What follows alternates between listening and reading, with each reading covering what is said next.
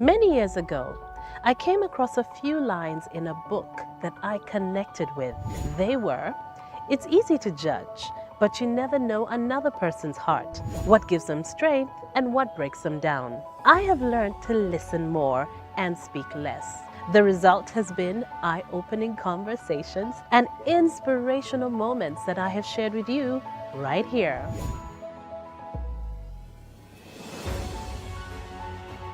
Welcome back to my channel. I hope you're all doing well. We are on location at Kampala Sheraton Hotel, a bit of a different area today.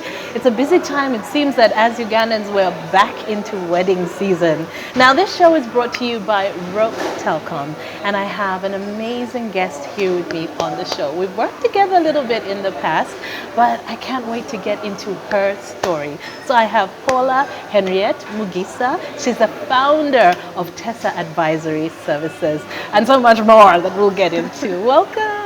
Thank you so much for having me, Crystal. Oh, it's such a pleasure. I'm seeing what you're doing.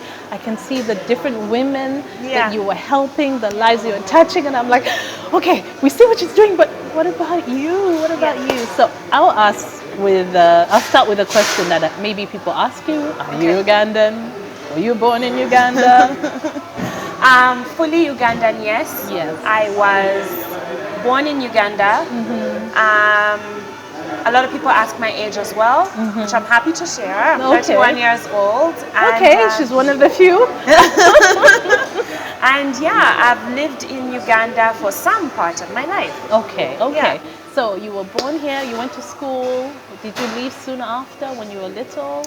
I went to school. The first school I went to was Rainbow. Okay. So the international school. Went there for kindergarten up until primary school. Went to Aga Khan, the primary school, and then sat my PLEs from there. I went to Kaboja, what used to be the one in Natete, which I heard now moved to Buziga. Went back to Aga Khan. After that, I went to ISU to do my SATs, and then went to the States, and then to study. Went to England as well to study. Okay. If you look back at school, like what was your favorite time? Do you look back at a certain school at a certain time and you're like, oh my God, I had the most fun? I remember, I don't know, the most fun definitely was high school. Definitely the most fun. What I remember though about being in international school, especially now as a mom and thinking about it, is there was loads of activities, and I remember instead of feeling like I could explore a lot of things, I ended up feeling like I had a lot of pressure because I was doing French and piano and swimming and guitar, shading and coloring at like 5. It felt like a lot. I remember not enjoying it. Okay. So I know a lot of times we think, so we want to give our children better education, right? And we want to give them all of this, but it also just felt like a lot. That's a very good point, because a lot of people think that, my child has to get started on everything and find their way. But I mean, when you're really little, you also need to take your time. Yeah, and ease into it. So we know why. We know why, it's good to give them all of the opportunities, but I think they also need to kind of feel their way through it. And I remember feeling around 5, 6 like I'm overwhelmed and I don't want to do these things, I just want to play. Okay. Yeah. So was it your mom? Was it your dad was who was the kind of like, let's get you doing this and doing that? And it was definitely my mom. So I grew up in a single mother household, 5 siblings. Okay. She was the mom and the dad. Okay. I don't know if a lot of people now are like, yeah. Oh, okay. Did you have a relationship with your father? Oh, yeah. My father died when I was almost 3 months old, tragically. He was a politician, and he was shot by we don't know whom till now at our gate multiple times. Oh, I'm so sorry. And he died by the time he got to the hospital, so I never met him. Okay, all right. Well, that makes sense. Yeah. You said 5 siblings? Yes, 5. Are you the oldest? Last. You're the baby. I'm the baby, yeah. Which is always a surprise. Do you feel like you've had any advantages as a baby? No. Your I mom felt was never easier on you, never. in some ways and in some ways not. So I feel like I grew up too fast. Oh. I feel like I grew up right at the time, of course, when my dad had died and my mom had to do all of these many things. Single parent household, so of course you quickly understand the value of money and the link between finances and independence. And you start to make, the brother who I follow is maybe like 7 or 8 years older than me. So yeah, you grow up really, really fast. Yeah. I definitely explored a lot more, just by the nature of being the last, her favorite, being a rebel. But I think I grew up too fast. I didn't have a lot of like kid things, and I had a lot of worries and expectations. And my family jokes on my mom's husband. So that should really tell you a lot about my place in the family, yeah. So that's just, we're close, we work together, we organize a lot of stuff together since very, very young, guys. That is funny though. It is. Looking back now. Yeah. Looking back now. Okay, so what kind of child were you? You just said rebel. Yeah. So that means were you like always determined to do your own thing or? Always, always. I always felt like, so you know how people say, who did you want to be when you wanted to grow up? I never wanted to be anyone because there's no, and I'm realizing a lot more people feel like that still. I do actually. People ask me and I'll be like, I want to be. Me? We definitely admire things about other women, about other people, Yeah. but like this. Yes, but different yeah, elements. different. But it's not one person who like fits who you feel you are or who you want to be. So I was always like trying to figure out where I fit. I was always trying to be independent, in control. I always say this funny story. I tried to run away from home when I was 12. Not run away, I didn't pack anything, but I was threatening. You were aggressively. threatening. Well, No I one had a went little anywhere. suitcase. Oh, you did? I had a little suitcase. I would pack it, and then I'd get out the house, and I'm like, where do I go? And then I'll climb a tree and hide. Oh, well, you went far. I was still in the house. No one was worried, so that was a bit upsetting. So you said, I'm leaving. I'm leaving, I'm just going to go. I felt like that was the first time I was rebellious, but I Yes. think that kind of been feeling, this one wants to break out. Yeah, this one wants to do. Yeah. Do you remember what might have sparked it? Yes. So we lived in Mienga at the top of the hill, and you know where the Pizza Hut is now? It was always an Indian supermarket, and there was an ice cream. Do you remember it Yes, one time yes, ago? way back I really then. wanted to work at that ice cream place. Again, I wanted independence. You wanted to work at the age ice of cream 12. place. Yeah, at 12. Because like B7, you're a grown adult in my mind. Literally, you're grown and you can take decisions. And that's what I was doing. I know. Okay. I know. All right. So, but I felt like my mom wasn't responding the way that, she ought to. I asked her for weeks. In my weeks, I just want to work at the ice cream place. Like, even if they don't pay me. Of course, I knew I was going to prove to them how well I can work, then they would pay me. Are you sure you weren't focused on the ice cream as possible payments? Are you sure? Probably there was that. No. But I also felt like it's the easiest thing to do, and all you have to do is smile. And I like people. Anyways, my mom, it turns out she went to speak to them, and she offered to pay me through them, but they refused. But she didn't tell me that. So it just seemed like she was just saying It no. just seemed like she was saying no. And so, yeah, that was my protest. I'm leaving because I just feel like you people don't understand me. Wow. Yeah. So did you manage to get something else to do at that point? No, I didn't, and I was gutted. I was really, really bored, but I think then she realized how much I could do. So I remember from P7, I started managing the money for the household, doing shopping, going to the market, making meal plans for the house. What are we going to eat? What are we not going to eat? Mommy has gone to the village. Someone has to deliver the stuff, all of that. We just started having border. So that was great. Wow. I had power for the household. And we eat meat, and I'm like, that meat doesn't have tomato paste in it. Do you know what I'm saying? How much is tomato paste? Put that on the list. So then from there, did the same. At my mom's office, we've always had a construction company, so that's how we started working together. Okay. My gosh, it sounds like you were really focused I from know. a young age. I mean, other children are thinking about, I want to go outside, I want to play, I want I want this dress, or Yeah. and you weren't really focused on that. I think because a lot of what people don't understand about me and my life, a lot of it seems on the surface like it was privileged. Yeah. From where we used to live and the schools we used to go to and a car picking you up. But all of those things, most of them were set in place by my dad, and my mom was doing her absolute best to run them and grow them. Yeah. So, still, it's like you're living a certain lifestyle, but the actual day to day is actually really, really Yeah. hard. Yeah. In terms of money and the things that you get to, you're able to do. I have so many memories about being international school and knowing that, those are like for the other kids.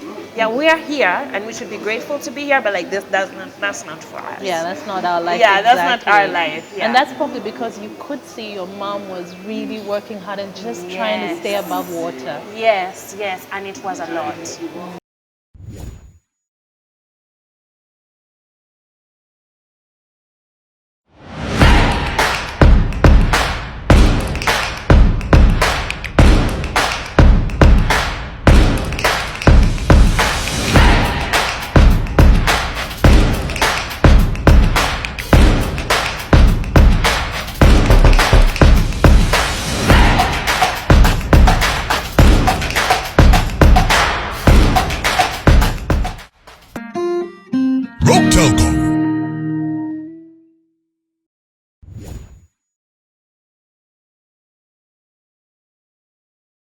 Was really working hard and just trying to stay above water. Yes, and it was a lot. So I think that's the misunderstanding. You think a lot of people still till now see me privileged money. I'm just like, no, life was hard. You were running a household at God knows what age. Right? I wasn't playing with friends or like going, to have games. Also, I just felt that we could have, but I felt like they wouldn't relate. Do you feel like you missed out on that at all? Now I do, yeah. Now I do. I wish I was like more of a kid. Okay. It's helped me be where I am now, but I also wanted to have just less worries at a younger age, yeah. Okay. You said that at the age of 5, 6, when you were doing all these different activities, you felt like you were overwhelmed. Did you keep on like that in school? Were you the kind of person who was in this club and that club and art class and music class, or did you kind of just pull back when you were in school as you got older? School was really, really interesting, especially the early days. So my response to being overwhelmed is you cannot fail in my head. So not to withdraw. So I ended up being one of those really annoying kids all the way till uni, by the way. Okay.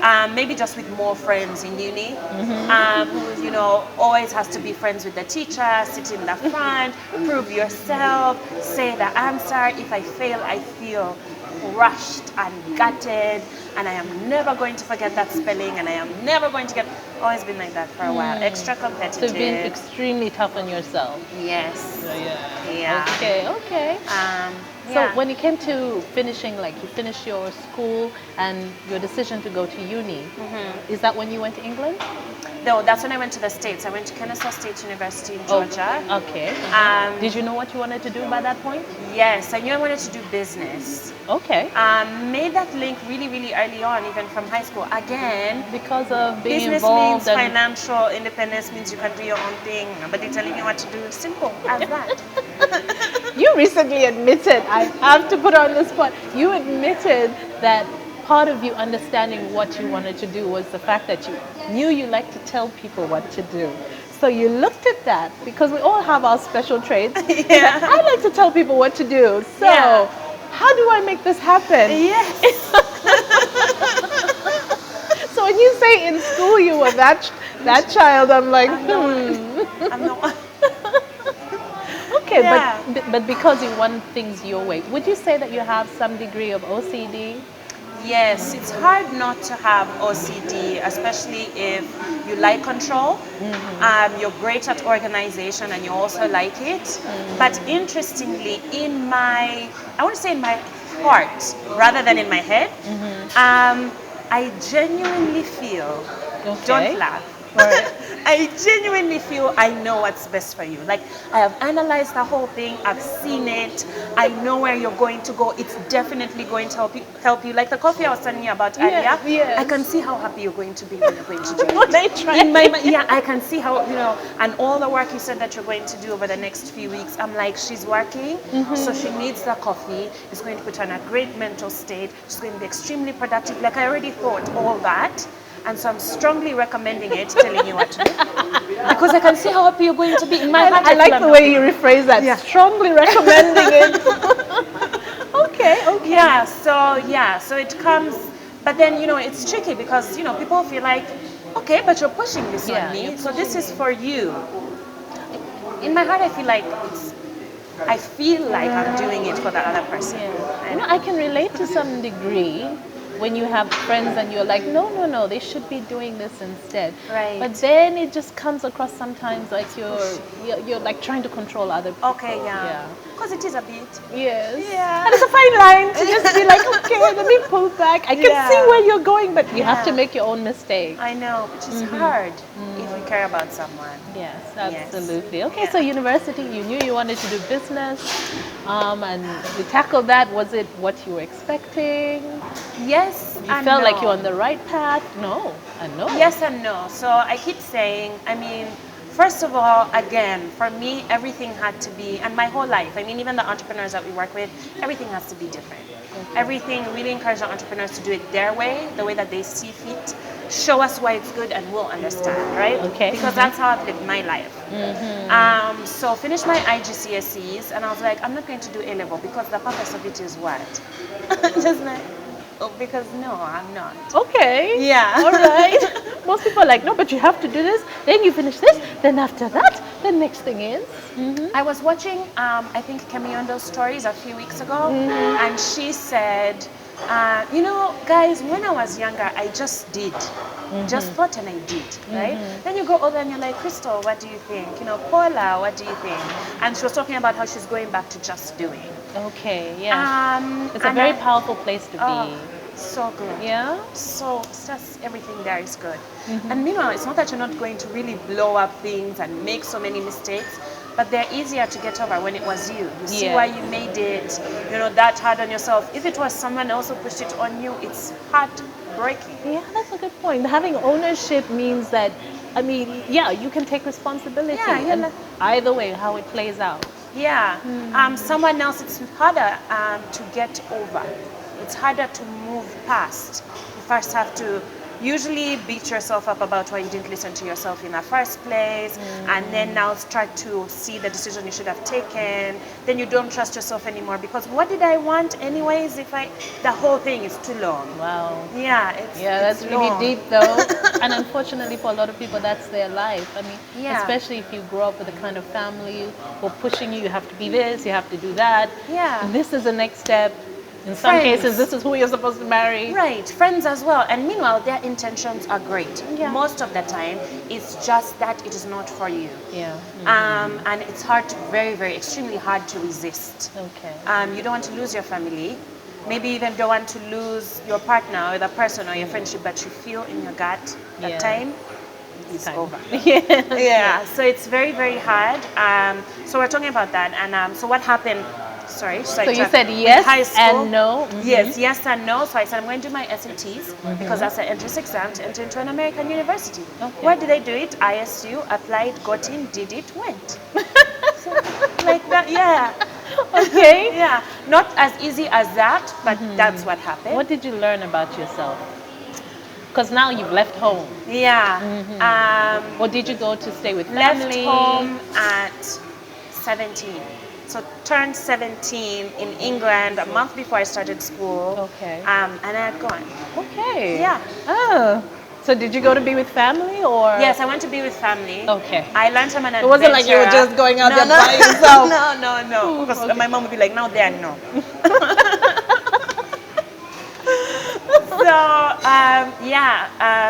So went to be with family. I realized I'm an adventurer. Okay. Realized I'm a risk taker. I realized I go with my gut. I'm all in or I'm out. Wow. As I've grown older, felt a lot of pressure to be like, modern and whatever. And I appreciate that, and I can see, my weaknesses, what I am and what I'm not. But I'm really going back to I'm in or I'm out. That's just how I am. Okay, okay. So in your time there, did you start working anywhere or was it just school? Yeah, so in my time there, very, very interesting. First of all, any American school, I feel, especially the entrepreneurship faculty, business, it's like whatever the thing you want, you can do it. It's in the air.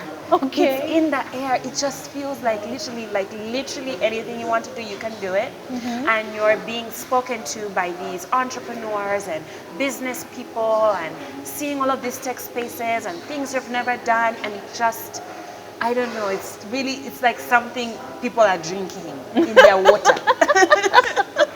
I'm like, this is great. I was put off by a couple of things. One is that the course is 4 years. I'm like, nobody has that time. Already, because I'm always till now going. I don't even know where I'm going. Okay, like It's so funny to tell your story. do you feel like you get itchy? You're like Literally. you're like, okay. Yeah, stuff has to be done. Nobody's doing it, so you have to do it in my head, imagine. So yeah, halfway through the program, I thought I knew everything there was to know about business. Oh. Like, the thing of business, I knew it. Yeah. I knew what I wanted to start. I missed home desperately.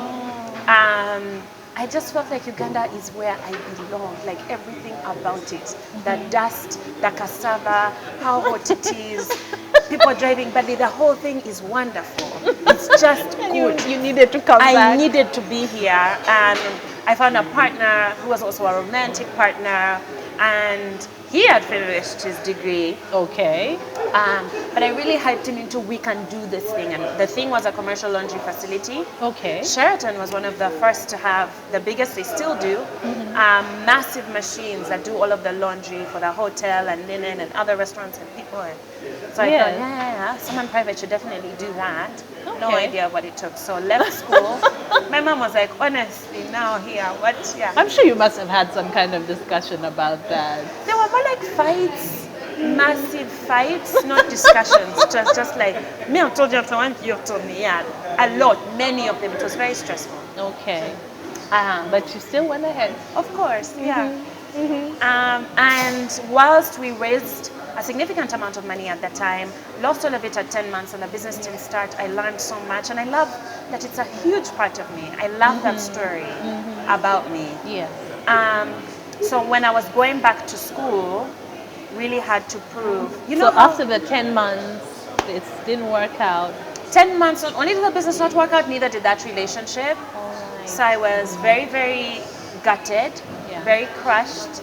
And so Was there a reason that you look back now and you understand why the relationship didn't work? Because sometimes when you're right there and you're experiencing the heartbreak, things are falling apart, you don't understand it. But then later on you look back and you're like, okay. why the relationship didn't work? Okay. Have you thought about it? Yes, I have. Okay. I have multiple times. I think for me, one of the, let me backtrack. Okay. One of the things that I'm realizing is as I was growing up in my 20s, which I was when I started that first business, maybe like 21 or something, or 20, I used to think that relationships fail because, the other person is just not a pair. I'm great. Genuinely, like, everything. I'm honest, I'm reliable, I'm loyal. I just do, it's you. So it must be the other person. Yes. Now, especially now when I reflect back on those relationships and why they didn't work out, I can literally see like a trend and a pattern of so many things that I contributed. It's like all of this information is coming to me now. I don't know if it comes to That's people in growth, their by the way. 30s or That's growth. I don't know what's Yes, happening. yes. But where you will see, you're the one who caused that whole thing. Yeah. I pray that everyone gets to that point. It's so hard. It's a hard pill to swallow, but it's also a bit funny. It's like you're looking at yourself and you're like, that's me. Yeah. One of the things is I am very, I'm also learning about my personality. Yes. So I'm very, again, all in or all out. It's not a common trait Yeah, so for it's many very people. black or white. Yeah, it's very black or white. You either do this or you do that. No room for forgiveness. A lot of judginess. A lot of self-righteousness. A lot of being rash, which I think is also just maybe common for ladies. Now that I speak with my mom about it, anything's like, I already packed my things, I went by. I'm not staying in this because I'm educated and I work, yeah. So yeah, I mean, Okay. do you relate to that? I do, absolutely. And that's why I say I pray that everyone gets to that place, because Yeah. there's some people who are content being victims and they will stay stuck in that cycle. They will convince themselves that it's always somebody else. Yeah. And we have to take responsibility to Yes, grow. yes, Yeah, so, yes. so yeah, Yeah. that's very powerful. That's powerful. So